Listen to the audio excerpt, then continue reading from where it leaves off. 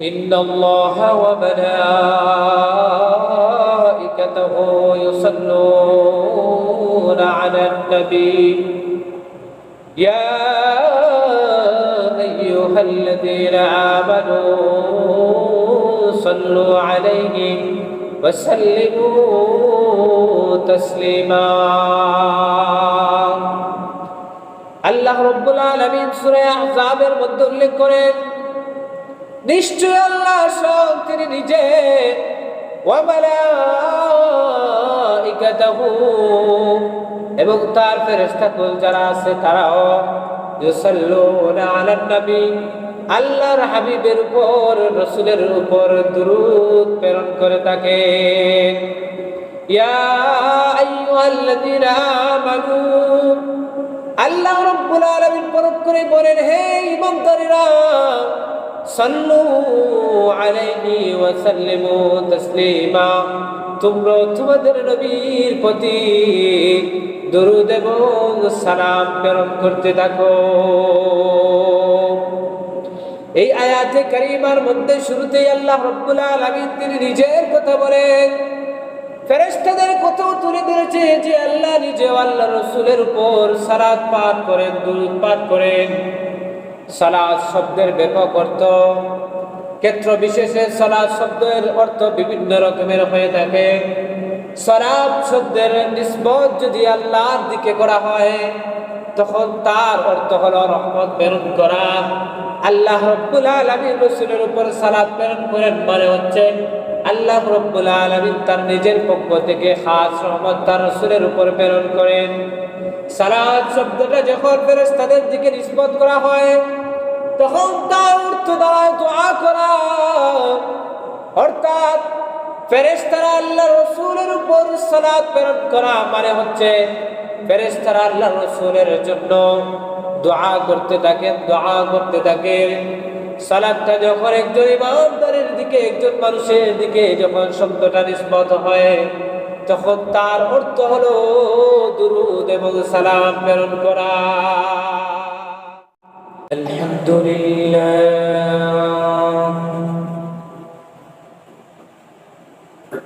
الحمد لله نحمده ونستعينه ونستغفره ونؤمن به ونتوكل عليه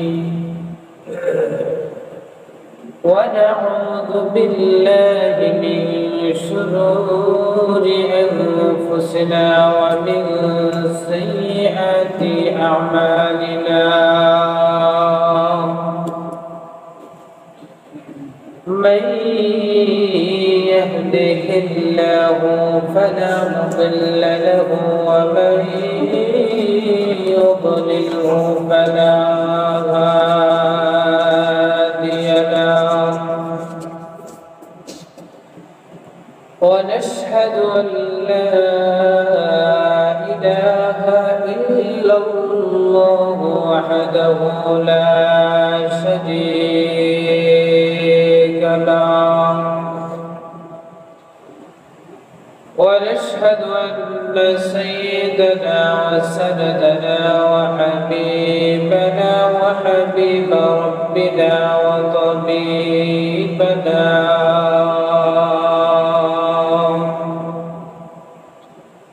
وطبيب قلوبنا ومولانا محمدا عبده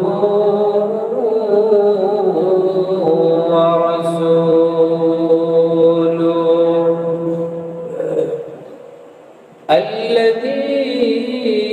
الذي أرسله بالحق بشيرا ونذيرا وداعيا إلى الله بإذنه وسراجا منيرا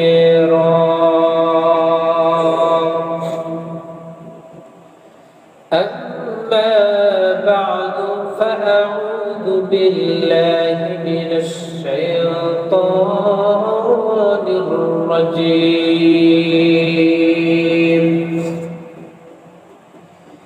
بسم الله الرحمن الرحيم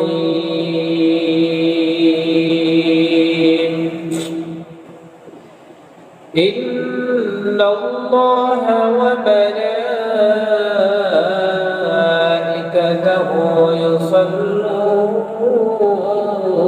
على النبي يا أيها الذين آمنوا صلوا عليه وسلموا تسليما. وعن أنس بن مالك رضي الله تعالى عنه قال قال رسول الله صلى الله عليه وسلم من صلى علي صلاة واحدة صلى الله عليه 10 صلوات وحطت عنه 10 خطيئات ورفعت له 10 درجات أو كما قال النبي عليه الصلاة والسلام.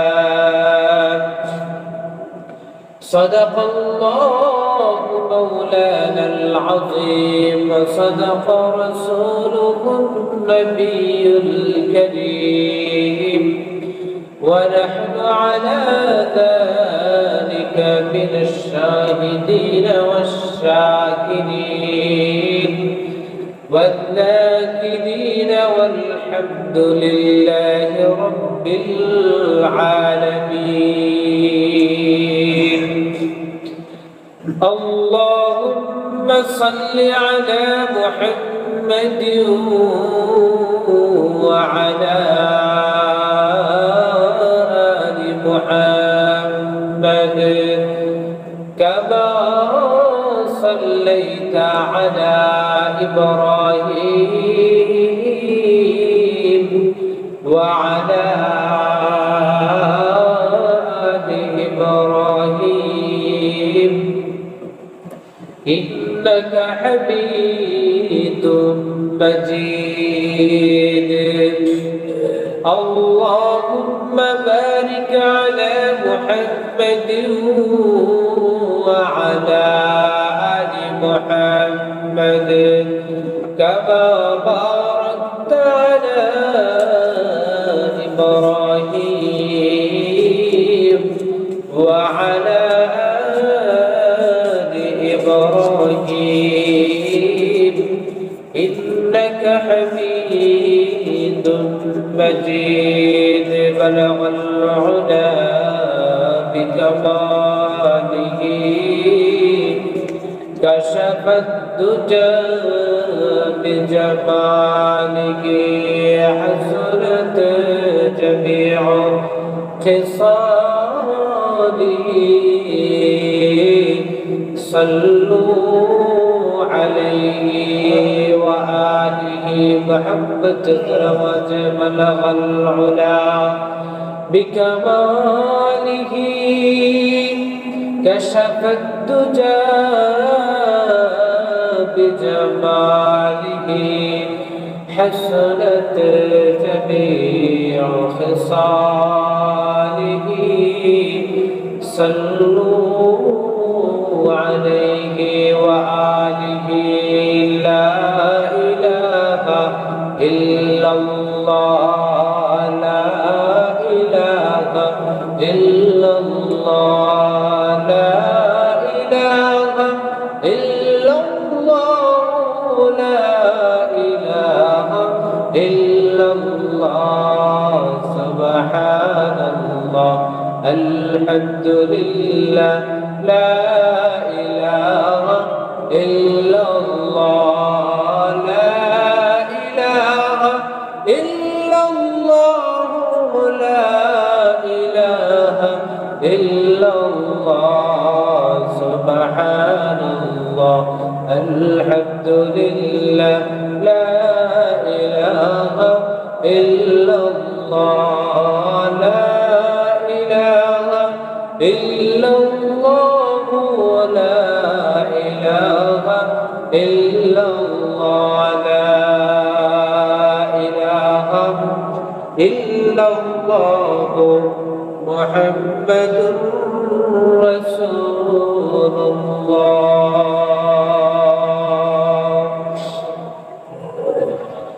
মহান রব্বুল আলামিনের আলিশান দরবারে অগণিত শুকরিয়া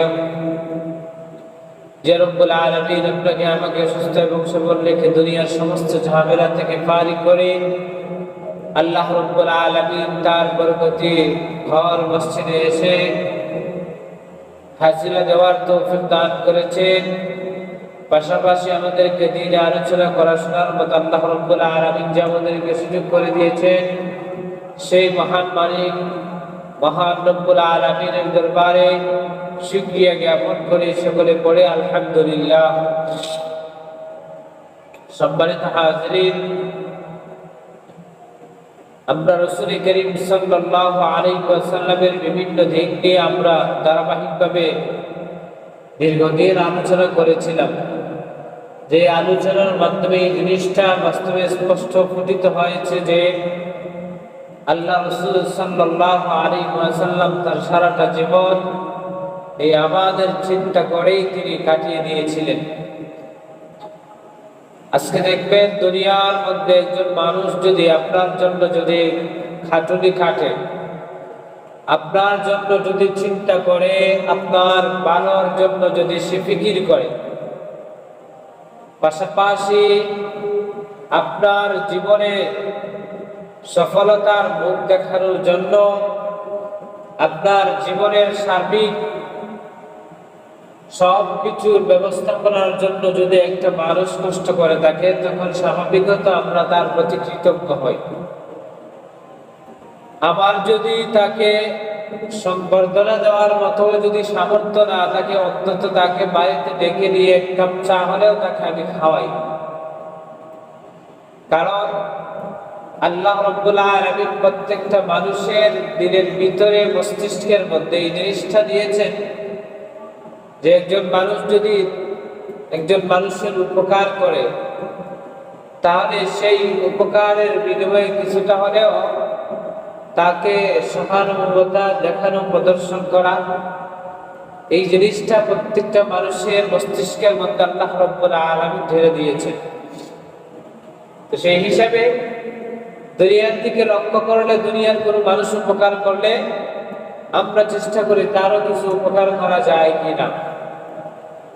আল্লাহর হাবিব সাল্লাল্লাহু আলাইহি ওয়াসাল্লাম যিনি শুধুমাত্র তার নিজের কথা কখনো তিনি চিন্তা করেন নাই, বরং আমাদের কথা চিন্তা করে আমরা কিভাবে দুনিয়া আখিরাতে সফলকাম হতে পারি, সেই মানুষে সেই লক্ষ্য নিয়ে তিনি সারাটা জীবন ব্যয় করেছেন, সারাটা জীবন পার করেছেন। আল্লাহর হাবিব সাল্লাল্লাহু আলাইহি ওয়াসাল্লাম নিজে কষ্ট যাতনা স্বীকার করেছেন, তবুও তিনি তার সাথে উম্মতদেরকে কষ্ট পেতে দেন নাই, বা সামনে কষ্ট পাবে এই চিন্তা ভেবে তিনি কখনো করেন নাই। তো যে আল্লাহর হাবিব সাল্লাল্লাহু আলাইহি ওয়াসাল্লাম আমাদের জন্য এত কিছু করে গেলেন, তার জন্য আমাদের কিছু করার দরকার আছে না নাই? অবশ্যই আমাদের দরকার আছে।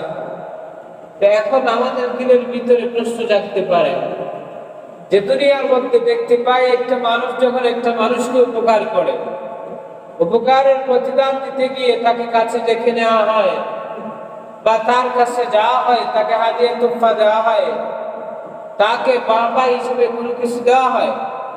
আমাদের তো এই সুযোগ নাই, আল্লাহ রাসূল তো আমাদের মাঝে নাই। আমরা কিভাবে রাসূলের কাছে গিয়ে আমরা রাসূলকে এরকম ভাবে কোনো কিছু উপঢৌকন দিব? সম্মানিত হাজির, আল্লাহ রাব্বুল আলামিন আমাদের জন্য এই যে আল্লাহ রাসূলকে পাঠানোর জন্য কিছু জিনিস আল্লাহ রাব্বুল আলামিন আমাদের জন্য বিধায়িত রেখে দিয়েছেন যে আপনি আমি চাইলে সুদূর বাংলাদেশ থেকেও আপনি আমি রাসূলের জন্য কিছু পাঠাইতে পারব। এই রাসূলকে পাঠানোর জিনিসসমূহের মধ্য থেকে উল্লেখযোগ্য যে বিষয়টা, সেটা হলো আল্লাহ রাসূলের উপর বেশি বেশি করে দুরূদ এবং সালাম প্রেরণ করা। দুরূদ আর সালাম প্রেরণ করা, সালাত সালাম প্রেরণ করা। আপনি আমি যদি সব সময় আল্লাহ রাসূলের জন্য দুরূদ এবং সালাম যদি প্রেরণ করি আপনি আমি নিজেদের জায়গা থেকে, তাহলে কিছুটা হলেও আমরা দিলের ভিতরে সান্ত্বনা দিতে পারবো যে আমি রাসূলের জন্য কিছু করতে পেরেছি। আর এই যে শুধু দুরূদ আর সালাম প্রেরণ করলে শুধু যে রাসূল খুশি হন, আপনার আমার যে কোনো লাভ হয় না এমন না, বরং আপনার আমারও এতে ফায়দা নিহিত আছে। সম্মানিত হাজিরিন, আজকে আমরা জানবো যে আল্লাহ রাসূল সাল্লাল্লাহু আলাইহি ওয়াসাল্লামের উপর আমরা কেন দুরূদ শরীফ পাঠ করব, এই দুরূদের ফজিলত কি, এই সম্পর্কে আমরা কিছু জানবো ইনশাআল্লাহ। সম্মানিত হাজিরিন, এই দুরূদ কেন পাঠ করব, প্রথম নম্বরেই যে বিষয়টা আপনাদের সামনে উল্লেখ করতে চাই সেটা হলো এই দুরূদ পাঠ করা এটা আল্লাহ রাব্বুল আলামিনের পক্ষ থেকে আদেশ। কার আদেশ? আল্লাহর আদেশ। আল্লাহ আদেশ করেছেন দুরূদ পাঠ করার জন্য, সালাত সালাম পাঠ করার জন্য। আল্লাহর আদেশ রক্ষার্থে আমাদেরকে অবশ্যই আল্লাহ রাসূলের উপর দুরূদ এবং সালাম প্রেরণ করতে হবে। কোরআনে হাকীমের মধ্যে আল্লাহ রাব্বুল আলামিন বলেন, ইন্নাল্লাহা ওয়া মালাইকাতাহু ইউসাল্লুনা আলান নবী ইয়া আইয়ুহাল্লাযীনা আমানু সাল্লু আলাইহি ওয়া সাল্লিমু তাসলিমা। আল্লাহ রাব্বুল আলামিন সূরা আহজাবের মধ্যে উল্লেখ করেন, নিশ্চয় আল্লাহ স্বয়ং তিনি নিজে ওয়া মালাইকাতাহু এবং তার ফেরেশতাকুল যারা আছে তারাও ইউসাল্লুনা আলান নবী আল্লাহর হাবিবের উপর রাসূলের উপর দুরূদ প্রেরণ করে থাকে। ইয়া আইয়ুহাল্লাযীনা আমানু, আল্লাহ রাব্বুল আলামিন প্রেরণ করে বলেন, হে ঈমানদারেরা, সাল্লু আলাইহি ওয়া সাল্লিমু তাসলিমা, তোমরা তোমাদের নবীর প্রতি দুরূদ এবং সালাম প্রেরণ করতে থাকো। এই আয়াতে কারিমার মধ্যে শুরুতেই আল্লাহ রাব্বুল আলামিন তিনি নিজের কথা বলেন, ফেরেশতাদের কথাও তুলে ধরেছে যে আল্লাহ নিজে আল্লাহ রাসূলের উপর সালাত পাঠ করেন, দুরূদ পাঠ করেন। সালাত শব্দের ব্যাপক অর্থ, ক্ষেত্র বিশেষে সালাত শব্দের অর্থ বিভিন্ন রকমের হয়ে থাকে।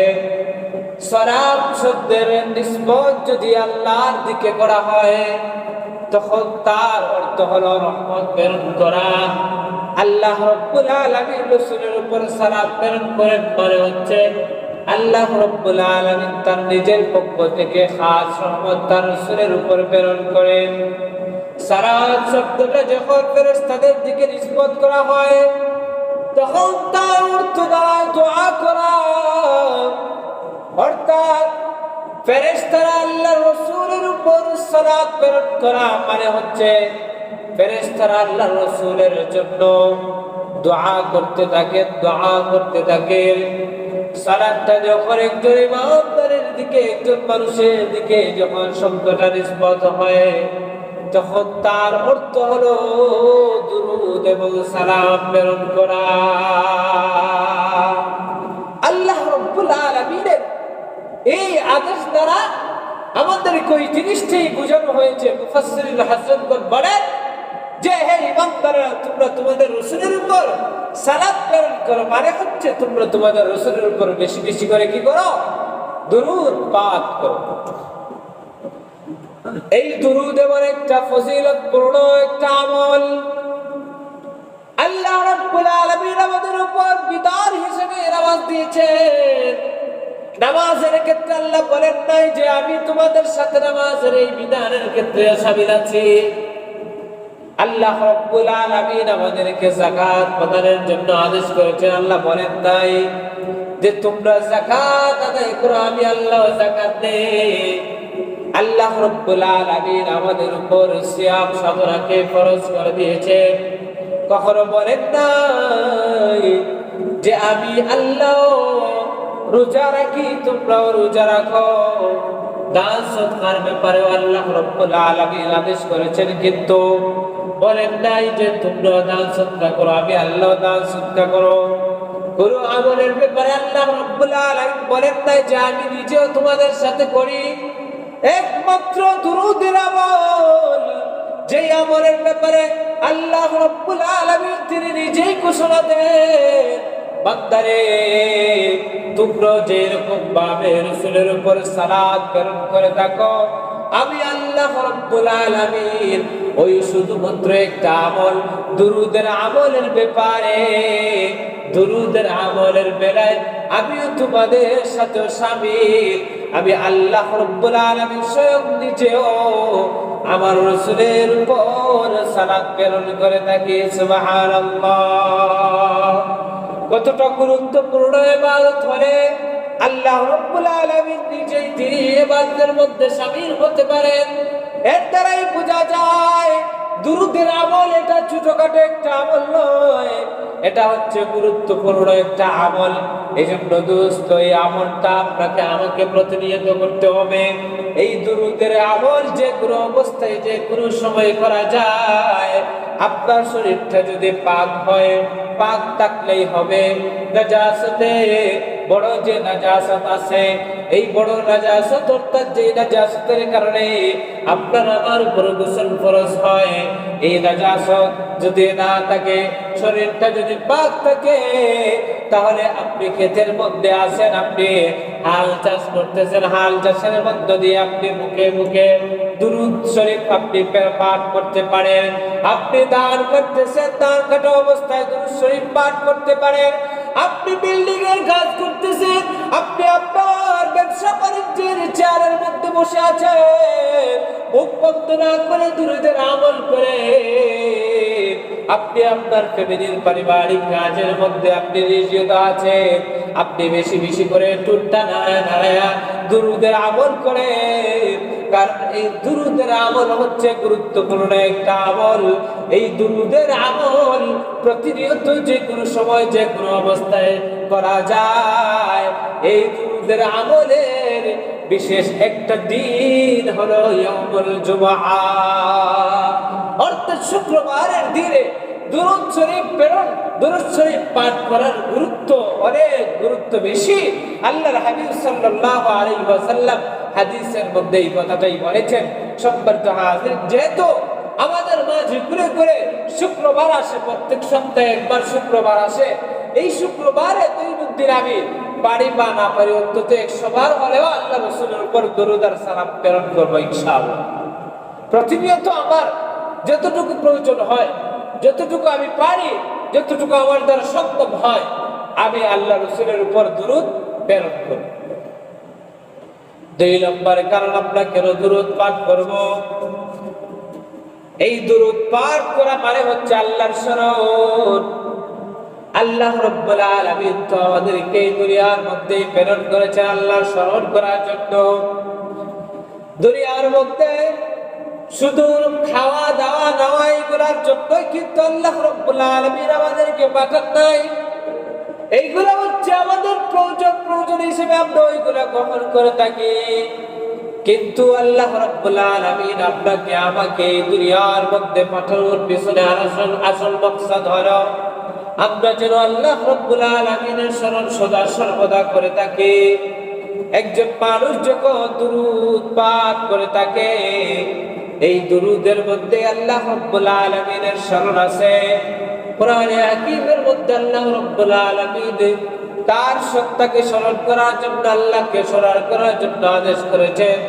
রব্বুল আলামিন বলেন, ফাযকুরুনি আযকুরুকুম, বান্দারে তোমরা সকলে মিলে আমি আল্লাহ রাব্বুল আলামিনকে স্মরণ করো।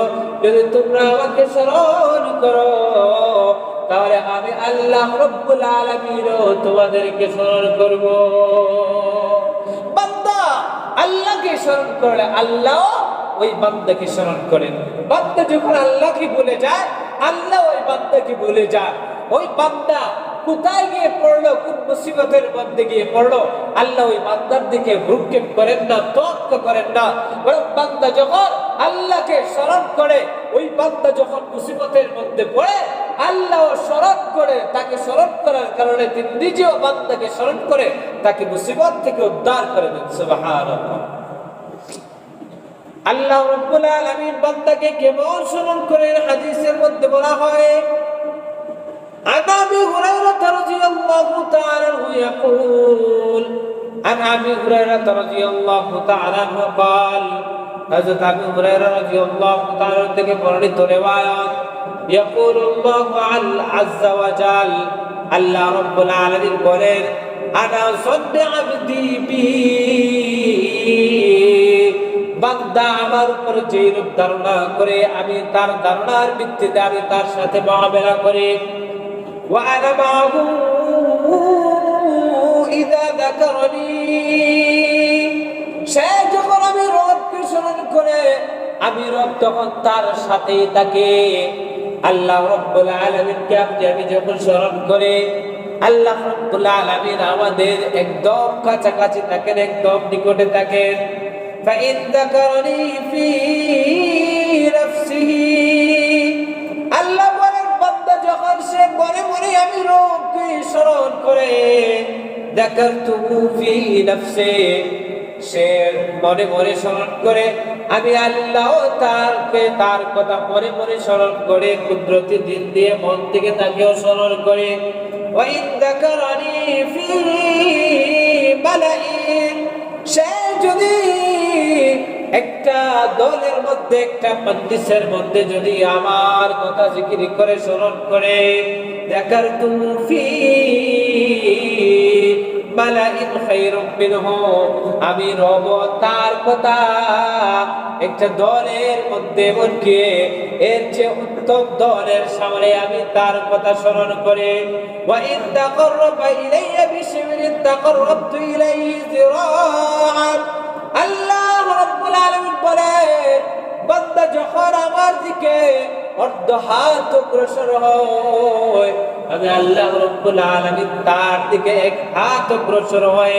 ওয়া ইন তাকাররাবা ইলাইয়া যিরাআন, বান্দা যখন আমার দিকে এক হাত অগ্রসর হয়, তাকাররাবতু ইলাইহি বা'আন, আমি আল্লাহ রাব্বুল আলামিন তার দিকে দুই হাত অগ্রসর হই।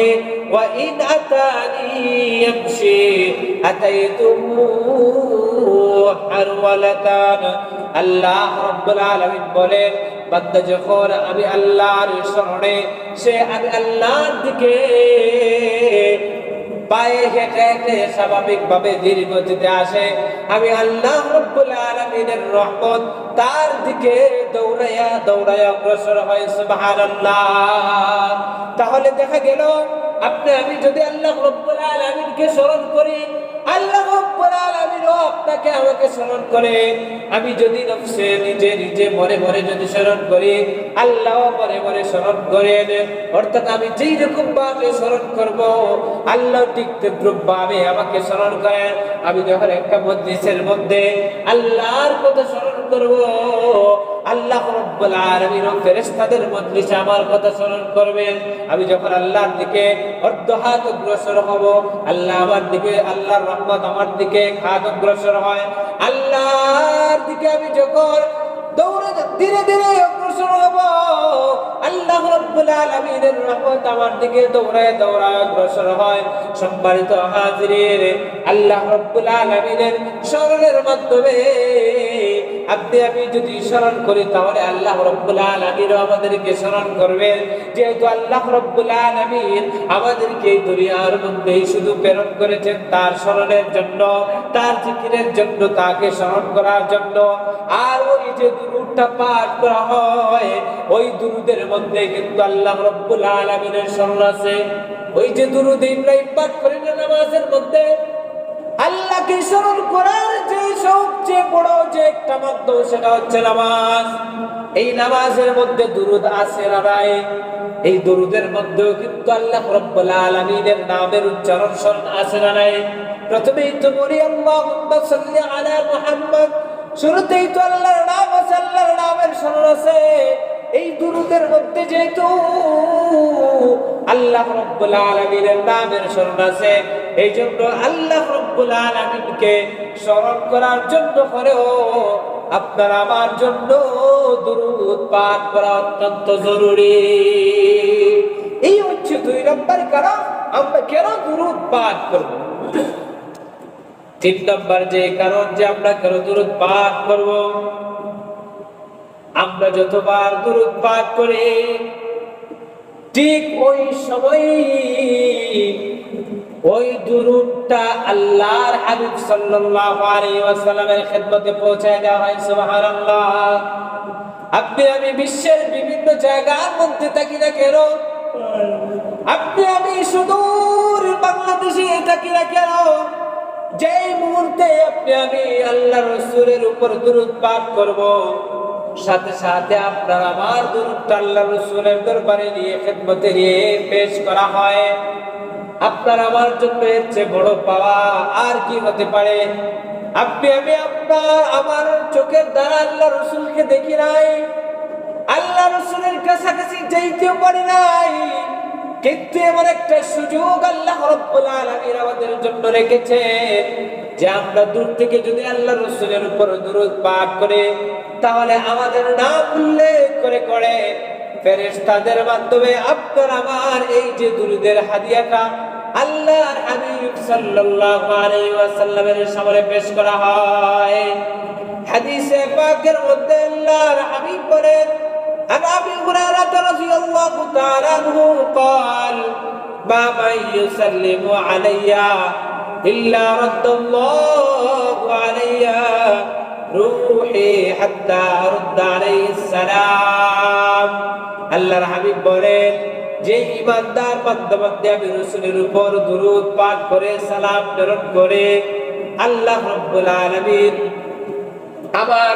আমার কাছে তার ওই সালাম এবং দুরূদকে আমার সামনে খিদমতে উপস্থিত করা হয়, যে মুহূর্তে তার এই সালামটা আমার খিদমতে পেশ করা হয় তখন আমার রূহটা ফিরে দেওয়া হয়। থুম্মা হাত্তা আরুদ্দা আলাইহিস সালাম, এমনকি তার সালাম পাঠ করে আমি তার সালামের জবাব আমি রাসূল আমার নিজের মুখ দিয়ে তার সালামের জবাব দেই। আপনি আমি সালাম প্রেরণ করলে, আপনি আমি রাসূলের উপর দুরূদ পাঠ করলে আল্লাহর হাবিব সাল্লাল্লাহু আলাইহি ওয়াসাল্লাম তিনি নিজেই কি করে আপনার আবার এই যে সালামের জবাব দিয়ে থাকেন। অন্য হাদিসের মধ্যে আল্লাহর হাবিব সাল্লাল্লাহু আলাইহি ওয়াসাল্লাম বলেন, عن أبي هريرة رضي الله تعالى عنه قال قال رسول الله صلى الله عليه وسلم لا تجعلوا بيوتكم قبورا। তোমরা তোমাদের ঘরকে কবর বানায় না। ঘরের মধ্যে শুধু মানুষকে দাফন করলেই কবর হয়ে যায় না, বরং ঘর কিন্তু কবর হয় কিছু কারণে। যেরকম ভাবে আপনি আমি দেখি যেখানে যে জায়গার মধ্যে কবর দেওয়া হয় ওই কবরের উপর কি নামাজ আদায় করা হয়, নামাজ পড়া হয় না। ওই কবরের উপর দাঁড়ায় কি কোনো ধরনের ইবাদত বন্দি করা হয় না। আল্লাহর হাবিব সাল্লাল্লাহু আলাইহি ওয়াসাল্লাম বলেন, যেই রকম ভাবে কবরের মধ্যে কোনো ইবাদত বন্দি করা হয় না, নামাজ আদায় করা হয় না, ওই রকম ভাবে তোমরা তোমাদের ঘরকে কবরের মতো বানায় না। অর্থাৎ ঘরের মধ্যে নামাজ ইবাদত বন্দেগী করে একদম বাদ দিয়ে দিও না, বরং ঘরের মধ্যে নফল ইবাদত বন্দেগী গুলো করো। এই যে সুন্নত নামাজগুলো আছে যদিও আমরা আমাদের দুর্বলতার কারণে, আমাদের সমস্যার কারণে আমরা মসজিদের মধ্যে আদায় করে থাকি, কারণ হচ্ছে আপনার আমার ঘরের মধ্যে সুযোগ নাই। আমরা আপনি ঘরের মধ্যে কয়েকজন আছে আমরা পড়তে পারি, দেখা যায় আমরা হয়তোবা আমরা এই যে সুন্নত নামাজগুলা যথাসময়ে আদায় করার জন্য আমরা মসজিদে এসে আদায় করে, অথচ সুন্নত তরিকা হলো রাসূলের নিয়ম ছিল যে তিনি নফল এবং সুন্নত নামাজ যতগুলো আছে ওইগুলা তিনি মসজিদে আদায় করতেন না, তার মসজিদের মধ্যে আদায় করতেন। কারণ একটা মানুষ যখন তার ঘরের মধ্যে নফল সুন্নত নামাজ এইগুলা যখন আদায় করে থাকে তখন তার ঘরটা জিন্দা থাকে, তার ঘরটার কবর সদৃশ্য হয় না। বরং এই যে মসজিদ, এই মসজিদ হচ্ছে শুধুমাত্র আমাদের জন্য ফরজ ইবাদত বন্দেগী আদায়ের জায়গা। সম্পর্ক আদায়ের জন্য আমাদের যাদের সামর্থ্য আছে, যাদের সুযোগ আছে, আমরা আমাদের ঘরের মধ্যে যে নফল সুন্নত নামাজগুলো আদায় করব। কারণ এই নফল এবং সুন্নত নামাজগুলো আদায় করার কারণে আমার ঘরটা জিন্দা থাকবে। আমার ফ্যামিলির সদস্য যখন দেখবে আমি ঘরের মধ্যে দাঁড়ায় দাঁড়ায় নামাজ আদায় করতেছি, আমার ওয়াইফ আমার দেখা দেখি সে নামাজের প্রতি আগ্রহী হবে। আমার ছোট্ট বাচ্চা যে না আমারও এখনো তার উপর নামাজ ফরজ হয় নাই, ছোট্টবেলা থেকে যখন দেখবে আমার বাবা ঘরের মধ্যে দাঁড়ায় দাঁড়ায় নামাজ আদায় করে, তখন তার দিলের ভিতরে এই জিনিসটা বদ্ধমূল হবে যে আমিও তো আমার বাবার ঘরের সন্তান, আমিও তো একজন মুসলমান, আমার বাবা নামাজ আদায় করতেছে, সুতরাং আমাকেও নামাজ আদায় করতে হবে। এই যে বাবা ঘরের মধ্যে নামাজ আদায় করতেছে, মা ঘরের মধ্যে নামাজ আদায় করতেছে, এই নামাজ আদায় করার মাধ্যমে সন্তানের দিলের ভিতরে নামাজের প্রতি একটা আগ্রহ, একটা স্পৃহা জাগ্রত হবে। কিন্তু আফসোস আজকে আমাদের ঘর হচ্ছে নামাজ শূন্য। ঘরের মধ্যে যে কয়জন আছে, পুরুষ যারা আছে, যদিও যে একজন নামাজি হয়ে মসজিদের মধ্যে এসে নামাজ আদায় করে নিজের দায়িত্ব আদায় শেষ, কিন্তু ফ্যামিলির মধ্যে যে আমার ওয়াইফ নামাজ পড়তেছে না, আমার মেয়ে নামাজ পড়তেছে না, আমার ছেলে নামাজ পড়তেছে না, ওই কথার প্রতি আমাদের কোনো চিন্তা নাই। এমন হাজারো ফ্যামিলি পাওয়া যায়। আজকে তো মডার্ন হইতে হইতে, আধুনিক হইতে হইতে আমাদের অবস্থা এমন হয়ে গেছে, কয়জন মুসলমানই বা পাওয়া যায়, যদি অন্যান্য ওয়াক্তের মধ্যে হয়তো বা এক কাতার বা দু কাতার পাওয়া যায়, কিন্তু ফজরের নামাজের দিকে, দৃশ্যের দিকে তাকালে আফসোস লাগে। নামাজ কোথায় যে চলে যায় আমরা নিজেরাই টের পাই নাই। রাত 12টা-1টা পর্যন্ত আমরা সজাগ থাকি, টিভির স্ক্রিনের দিকে, মোবাইলের স্ক্রিনের দিকে আমরা তাকায় থাকি। পাশাপাশি আমাদের সন্তানাদি যারা আছে তাদেরকে সাথে নিয়েও আমরা রাত ভর ধরে আমরা টিভি দেখি, মোবাইল দেখি।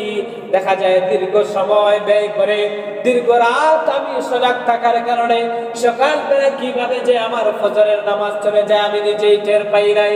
গ্রামের মধ্যে এই জিনিসটাও কিন্তু এসে পড়ে গেছে, দূরে যাব না। আমাদের এই যে মহল্লা আছে, আমরা যদি ফজরের পরে এমনকি সকাল 8টার সময় যদি গ্রামের এই মাথা থেকে অপর মাথা পর্যন্ত একটা যদি চক্কর লাগাই, তখন দেখবেন অধিকাংশ মানুষ ঘুমের মধ্যে এই যে সকাল সকাল এই সময়টা হচ্ছে বরকতি একটা সময়। আল্লাহর হাবিব সাল্লাল্লাহু আলাইহি ওয়াসাল্লাম এই যে দিনের সময়গুলো আছে, সময়ের মধ্যে থেকে আল্লাহ রাব্বুল আলামিনের হাবিব শুধুমাত্র এই সকালের বেলায়, সকালের সময়ের ব্যাপারে তিনি আলাদাভাবে বরকতের জন্য দোয়া করেছেন। এজন্য সাহাবায়ে কেরামের অভ্যাস ছিল তাদের গুরুত্বপূর্ণ যে কাজগুলো তারা সকাল বেলায় করে নিতেন। আর আমাদের অবস্থা হয়েছে আমরা সকাল বেলা ঘুমের মধ্যে আমাদের সময় যায়। এজন্য দোস্ত, রাতে আগে আগে খাবার দাবার খেয়ে আপনি ঘুমায় যান, ফজর বেলা উঠেন। এই ফজর বেলা উঠে ফজরের সময় উঠে নিজেও ফজরের নামাজ আদায় করে আপনার ফ্যামিলির সদস্য যারা তাদেরকেও ফজরের নামাজ আদায়ের প্রতি উদ্বুদ্ধ করেন।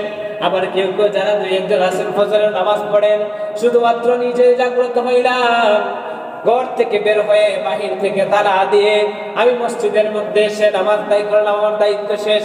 না না না না, আপনি শুধু নিজেই নামাজ আদায় করলেন আর আপনার ফ্যামিলিকে ঘুম পাড়ায় আপনি ঘরের মধ্যে রাইখা আসলেন। আল্লাহর কাঠগড়া থেকে কিন্তু আপনি আমি রেহাই পাবো না। বরং আপনি যে এরকম ভাবে নামাজ আদায় করতেছেন, আপনার ফ্যামিলিকে তাগিদ করতে হবে। আপনার ফ্যামিলির সদস্য যারা এই ফজরের সময় ঘুমে আছে, আপনি নামাজের জন্য আসতেছেন, বিবিকে ডাক দেন, সন্তানকে ডাক দেন, বিবিকে ডাক দিয়ে বলেন নামাজ আদায় কর, নামাজের সময় হয়ে গেছে। সন্তানকে ডাক দিয়ে বলেন সন্তান ঘুম থেকে উঠো, নামাজের সময় হয়ে গেছে। এটা কিন্তু আপনার আমার দায়িত্ব। আজকে আমাদের এই যে সন্তান, ছোট্ট ছোট্ট সন্তান দিন থেকে মাহরুম হইতেছে, এই যে মাহরুমের পিছনে কারণ হচ্ছে আমরা গার্জিয়ান যারা, আমাদের হচ্ছে সবচেয়ে বড় দোষ হচ্ছে আমাদের। আজকে আমরা সচেতন নাই। আজকে আমরা দুই একজনের পিছনে ফিকির করলে কি হবে? কোনো লাভ হবে না। আপনি আমি প্রত্যেকে ফ্যামিলির গার্জিয়ান যারা আছে, দায়িত্ববান যারা আছে, আমরা যদি প্রত্যেকেই নিজেরা নিজেদের ফ্যামিলি থেকে যদি আমরা সচেতন না হই, তাহলে এই যে আমাদের সরল মনা কোমলমতি যে ছোট্ট শিশুরা আছে, তারা কিন্তু দিন শিখতে পারবে না। আমরাই কিন্তু নিজেরাই তাদেরকে ঘুম পাড়া, এই সকালের এই যে মর্নিং যে সময়টা আছে, গুরুত্বপূর্ণ সময়টা আছে, এই সকালের যে মর্নিং যে সাবাহি মক্তব আছে, এই মক্তবগুলা থেকে আমরা কিন্তু তাদেরকে আমরা নিজেরাই বিরত রাখতেছে। এর জন্য তারা এই যে দিন শিক্ষা থেকে কিন্তু তারা গাফিল হয়ে যাইতেছে। আজকে কয়জন সন্তান এমন আছে, আমরা তো শতকরা 10 জনকে অন্য মাদ্রাসার মধ্যে দেই না, গুটি কয়েকটা গরিবের সন্তান যারা আছে তারা মাদ্রাসার মধ্যে যায়। মাদ্রাসার মধ্যে যাদের সুযোগ হয়ে যাওয়ার, তারাই তো শুধু দিন শিখতে পারে। আর আমাদের যাদের অধিকাংশ যে বাচ্চারা যারা আছে, যাদেরকে আমরা দুনিয়া অর্জনের জন্য দুনিয়াবি শিক্ষা আমরা দিয়ে থাকি, এই যে দুনিয়াবি শিক্ষা দিয়ে থাকি, এই দুনিয়াবি শিক্ষার মধ্যে সে যখন লেগে যায়, এই ছোট্ট বয়সে যখন আপনি যদি তাকে বক্তব্যের মধ্যে না দেন, তাহলে কিন্তু সে জীবনেও কিন্তু এই যে দ্বীনের বিষয়ে সে জ্ঞান সে লাভ করতে পারবে না। কারণ স্কুল কলেজ ইউনিভার্সিটির মধ্যে বিশেষভাবে গুরুত্ব দিয়ে এরকম ভাবে দ্বীনি শিক্ষা বিষয়ক কোনো পুস্তক পড়ানো হয় না। আপনারা জানেন কি না, এই যে প্রাইমারি লেভেলের যে স্কুলগুলো আছে, এইগুলোতে কিন্তু ধর্মীয় কোনো সাবজেক্ট নাই। যদিও কেজি স্কুলের মধ্যে কিছুটা আছে, কিন্তু প্রাইমারি লেভেলের মধ্যে ধর্মীয় সাবজেক্ট বিশেষভাবে কোনো ধর্মীয় শিক্ষক দ্বারা কি করা হয় না, পাঠদান করা হয় না। তাহলে এই যে আমি আমার সন্তান ছোট্টবেলা থেকে সে কিছুটা বুঝবান হওয়ার আগ পর্যন্ত আমি যে তাকে সাথে নিয়ে আমি রাতভর আমি তাকে সাথে নিয়ে জাগ্রত থেকে ফজরের সময় আমি তাকে ঘুম পাড়ায় রাখলাম, এই সকালের সময়টা আমি তাকে মক্তবে পাঠাইলাম না। মক্তবে না আসার কারণে সে ফরজিয়াত, দ্বীনের ফরজিয়াত যেগুলো এইগুলো শিখতে পারলো না, তার সূরা কারাত এইগুলো শিখতে পারলো না, কালিমাটাও সহিভাবে শিখতে পারলো না। বড় হয়ে সে করে ইউনিভার্সিটির বাড়ির মধ্যে সে দৌড়াদৌড়ি করলো, পড়াশোনা নিয়ে ব্যস্ত থাকলো। তার লাইফে এই যে দ্বীনি শিক্ষার সময়টা কোথায়? সে যখন এই যে দ্বীনি শিক্ষা অর্জন করলো না, অর্জন না করার কারণে আপনি আমি হয়তোবা ছোট্টবেলায় আমি সবাই বক্তব্য থেকে অনেক কিছু শিখেছি, আপনার আমার ভিতরে আমল আছে। আপনি আমি গার্জিয়ান হিসেবে, মা বাবা হিসেবে নামাজ আদায় করে, কিন্তু আমার সন্তানকে ওই যে আমি দ্বীনি শিক্ষা গ্রহণ করা থেকে, তালিম দেওয়া থেকে আমি যে ফিরে রাখলাম, কাল হাসরের ময়দানে আপনি আমি হয়তোবা আপনার আমার আমলের কারণে আমি জান্নাতি হয়ে যাব। কিন্তু আপনি আমি যখন জান্নাতি হয়ে যাব, তখন কিন্তু কিছু মানুষ এসে আপনার আমার সামনে প্রতিবন্ধক হিসেবে দাঁড়িয়ে যাবে। আল্লাহ রাব্বুল আলামিনের কাছে ফরিয়াদ করবে, আল্লাহ আমার মা বাবা এরা হচ্ছে আমার মা বাবা দালাল, একটু আমার ওদের সাথে বোঝাপড়া আছে, ওরা জান্নাতি, তারা নিজেরা আমল করেছে, নিজেরা দ্বীন শিখেছে, এর উপর আমল করে জান্নাতি হয়েছে, কিন্তু আজকে আমি তাদের সন্তান হয়ে জাহান্নামী। খবরদার তাদেরকে জান্নাতে দিবেন না। তাদের সাথে আমার কিছু বোঝাপড়া আছে। ওই সন্তান মা বাবার বিরুদ্ধে নালিশ করবে, আল্লাহ রাব্বুল আলামিন ওই নালিশের কথাটাই কোরআনে কারীমের মধ্যে তুলে ধরেছেন। আল্লাহ রাব্বুল আলামিন বলেন, ওয়াকালু রব্বানা ইন্না আতানা সাদাতানা ওয়া কুবারানা ফাআদাল্লুনা সাবিলা। ও রব্বুল আলামিন, দুনিয়ার মধ্যে থাকা অবস্থায় আমি আমার মা বাবার কথার উপর আমল করেছি, কারণ একটা সন্তান যখন সে জন্মগ্রহণ করে তখন সে কিন্তু ইসলামের ফিতরতের উপর জন্মগ্রহণ করে, ইসলামের উপর জন্মগ্রহণ করে। আল্লাহর হাবিব বলেন কুল্লু মাউলুদিন ইউলাদু আলাল ফিতরা, আর মূল ফিতরতই হলো ইসলাম, ইসলামের উপর জন্মগ্রহণ করে। ফাআবাওয়াহু ইউহাউইদানিহি আও ইউনাসসিরানিহি, তার মাতা পিতা তাকে যেভাবে গড়ে তুলে সে সন্তানটা সেই ধর্মের অবলম্বী হয়। মাতা পিতা যদি মুসলমান হয় তাহলে সন্তান মুসলমান হয়, মাতা পিতা যদি নাসারা হয় তাহলে সন্তানও নাসারা হয়, মাতা পিতা যদি ইহুদি হয় তাহলে সন্তানও ইহুদি হয়। তো এই সন্তানকে যদি আপনি যেরকম ভাবে ছোট্টবেলায় তাকে যেরকম ভাবে গড়ে তুলবেন সে সেইভাবে কিন্তু লালিত পালিত হয়। ওই সন্তান আল্লাহ রাব্বুল আলামিনের কাছে ফরিয়াদ করবে, আমি আমার মা বাবার অনুসরণ করেছিলাম, মা বাবা আমাকে দ্বীনি তালিম দেয় নাই, দ্বীনের দাওয়াত আমাকে দেয় নাই, নামাজের শিক্ষা দেয় নাই, কোরআনের শিক্ষা দেয় নাই, যার কারণে আজকে আমি জাহান্নামী। ও রব্বুল আলামিন তারা কিন্তু আমার উপরে খেয়ানত করেছে, আমার উপরে খেয়ানত করেছে। রব্বানা আতিহিম জাফাইনি মিনাল আযাব ওয়ালআনহুম লা'নান কাবীরা। আল্লাহ রাব্বুল আলামিনের কাছে ওই সন্তান ফরিয়াদ করে বলবে, ও রব্বুল আলামিন আজকে এই বিভীষিকাময় মুহূর্তে দিনে আপনি তাদেরকে আমার থেকে দ্বিগুণ শাস্তি দান করেন, তাদেরকে আপনি আপনার পক্ষ থেকে লাঞ্ছনা দান করেন। সন্তান যখন আল্লাহ রাব্বুল আলামিনের সামনে আপিল করবে, আল্লাহ রাব্বুল আলামিনের সামনে যখন মা বাবার বিরুদ্ধে নালিশ করবে, তখন ওই জান্নাতি মা বাবা যারা জান্নাতের ফয়সালা হয়ে গেছে সন্তানের কারণে তারাও জাহান্নামের মধ্যে যাবে, নাউযুবিল্লাহ। এজন্য আপনি আমি প্রত্যেকেই চাই জান্নাতে যাইতে, চাই কি চাই না? সবাই চাই জান্নাতে চাইতে। আপনি আমি আলহামদুলিল্লাহ, এই যে আপনি আমি যারা মুরব্বী আছি, কয়জন বা আছেন যারা মাদ্রাসার মধ্যে যাইতে পারছেন? আপনার আমার মৌলিক শিক্ষা ছিল কোথায়? দ্বীনের যে মৌলিক শিক্ষা ছিল মক্তব, মক্তবের মাধ্যমে আপনি আমি কালেমা শিখতে পারছি, মক্তবের মাধ্যমে আমি দ্বীনের ফরজিয়াত, নামাজের ফরজ, ওযুর ফরজ এইগুলো আমি শিখতে পারছি। মক্তবের মাধ্যমে আমার যতটুকু সম্ভব আমি যতটুকু সময় দিয়েছি আমার সূরা কেরাত মোটামুটি ঠিক হয়েছে, মোটামুটি চলনসই বলা যায় আমার ঠিক হয়েছে। এগুলো কোথা থেকে হয়েছে? মক্তব থেকে হয়েছে। কিন্তু আজকে আমি যদি আপনার আমার সন্তানকে যদি এই মক্তব থেকে যদি দূরে সরায় রাখি, তাহলে আপনার আমার সন্তান এই যে সারাক্ষণ সারাটা জীবন স্কুল কলেজের বারান্দায় গিয়ে এসে পড়াশোনায় নিয়ে এসে কাটায় দিবে, কিন্তু মক্তবে যদি না আসে তাহলে কি তার দিন শিকার সূরা কেরাত শুদ্ধ করার কোনো সুযোগ আছে? সুযোগ নাই। এই সুযোগটা থেকে আমরা বঞ্চিত করছি কারা? আপনি আমি, আমরা গার্জিয়ান যারা, আপনি আমি আমার গার্জিয়ান যারা। এই জন্য গার্জিয়ান যারা আছেন তাদের কাছে আমার পরামর্শ থাকবে, আপনি আমি রাত 12টা-1টা পর্যন্ত সজাগ থাকেন, কোনো অসুবিধা নেই।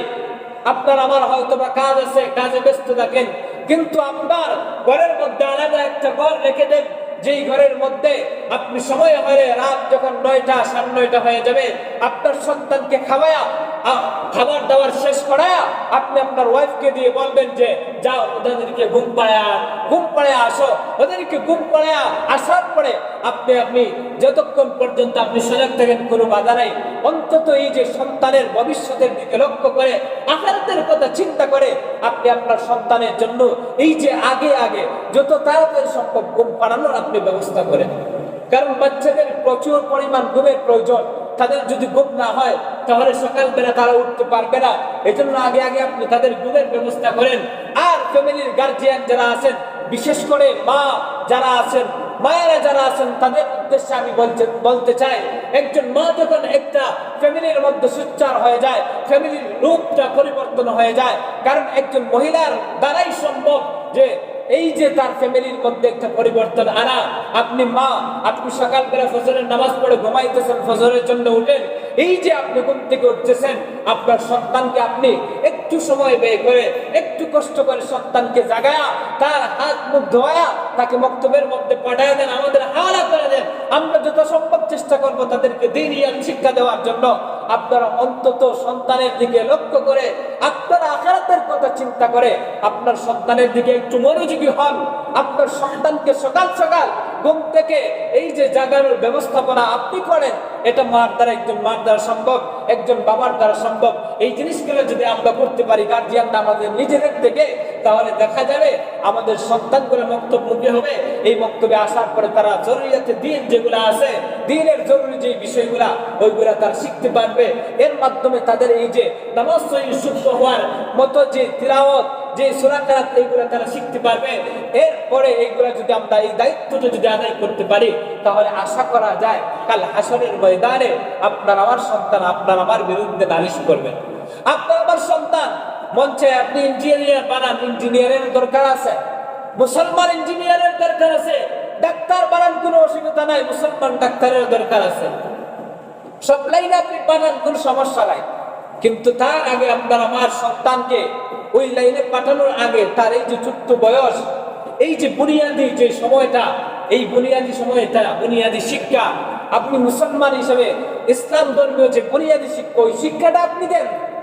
ওই শিক্ষাটা যদি আপনি দিতে পারেন, তাহলে আপনার আমার সন্তান বিপদগামী হবে না।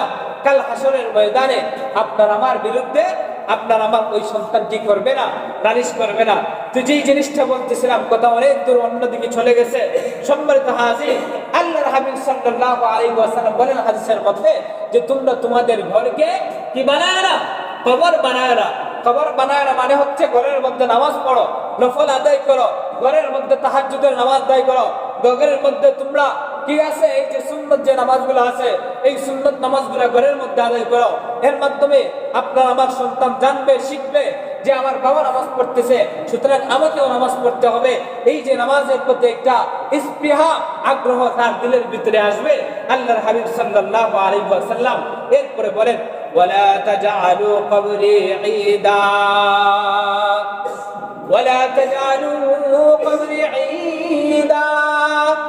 আল্লাহর হাবিব দুই নম্বরে বলেন, আমার মরণের পরে তোমরা আমার কবরকে তোমরা উৎসাহের জায়গা, আনন্দের জায়গাতে তোমরা রূপান্তরিত করো না। ওয়াসাল্লু আলাইয়া, এবং তোমরা বেশি বেশি করে আমি রাসূলের উপর দুরূদ পাঠ করতে থাকো।